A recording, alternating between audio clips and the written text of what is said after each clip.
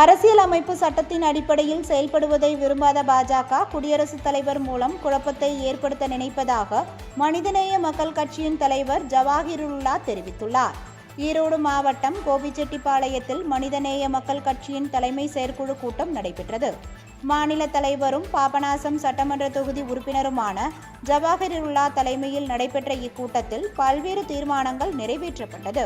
பின்னர் செய்தியாளர்களிடம் பேசிய அவர், அரசியலமைப்பு சட்டத்தின் அடிப்படையில் செயல்படுவதை விரும்பாத பாஜக குடியரசுத் தலைவர் மூலமாக குழப்பத்தை ஏற்படுத்த நினைப்பதாக குற்றம் சாட்டினார்.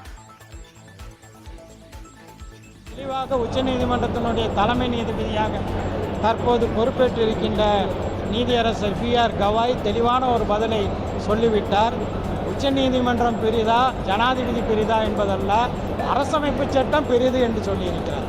எனவே அரசமைப்பு சட்டத்தினுடைய அடிப்படையில் தான் ஆளுநருக்கு அதிகாரம் இல்லை என்று உச்சநீதிமன்றம் ஒரு சிறப்பான தீர்ப்பை தமிழ்நாடு அரசு தொடுத்த அந்த வழக்கில் கொடுத்திருக்கிறது.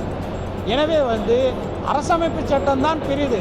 அரசமைப்பு சட்டத்தின் அடிப்படையில் செயல்படுவதற்கு பாஜக